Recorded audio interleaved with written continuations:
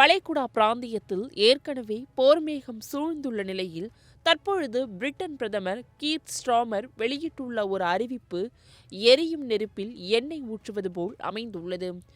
Iran மீதான ஏவுகணை தாக்குதல்களுக்கு அமெரிக்கா தங்கள் நாட்டின் இராணுவ தளங்களை பயன்படுத்திக் கொள்ளலாம் என்று பிரிட்டன் அதிகாரப்பூர்வமாக அனுமதி அளித்துள்ளது.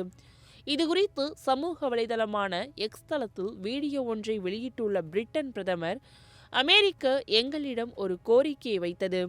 ஈரானின் ஏவுகணை தாக்குதல்களை தடுக்கவும் தற்காப்புக்காகவும் பிரிட்டன் தளங்களை பயன்படுத்த அனுமதி கேட்டார்கள். அதற்கு நாங்களும் சம்மதம் தெரிவித்துவிட்டோம் என்று பகிரங்கமாக அறிவித்துள்ளார். அமெரிக்காவும் இஸ்ரேலும் இணைந்து ஈரான் தலைவர் கமேனியை கொன்ற தாக்குதலில் பிரிட்டனுக்கு எந்த தொடர்பும் இல்லை என்று ஸ்டார்மர் தெளிவுபடுத்தினாலும் இப்பொழுது களத்தில் இறங்க வேண்டிய கட்டாயம் ஏற்பட்டுள்ளதாக கூறியுள்ளார். அதற்கு அவர் சொல்லும் காரணம் அதிர்ச்சி அளிக்கின்றது. ஈரான் சும்மா இருக்கவில்லை. அவர்கள் வீசும் ஏவுகணைகள் பிரிட்டிஷ் மக்கள் தங்கியிருக்கும் ஹோட்டல்கள் மற்றும் விமான நிலையங்களை குறிவைத்து விழுகின்றன.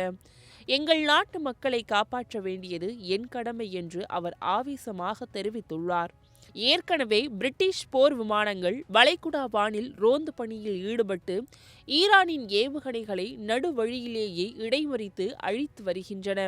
ஆனால் வரும் ஏவுகணைகளை தடுப்பதை விட அவை புறப்படும் இடத்தையே அழிப்பதுதான் நிரந்தர தீர்வு என்று அமெரிக்கா முடிவு செய்ததாலேயே பிரிட்டன் தனது இராணுவ தளங்களை திறந்துவிட்டுள்ளது. ஈரானின் அணு ஆயுத கனவை கலைக்க வேண்டும் என்றும் வளைகுடா நாடுகளின் பாதிப்பை உறுதி செய்ய வேண்டும் என்றும் பிரிட்டன் கூறினாலும் அமெரிக்காவுக்கு ஆதரவாக பிரிட்டன் நேரடியாக களமிறங்கியிருப்பது இந்த போரை அடுத்த கட்ட விபரீதத்தை நோக்கி நகர்த்தியுள்ளது.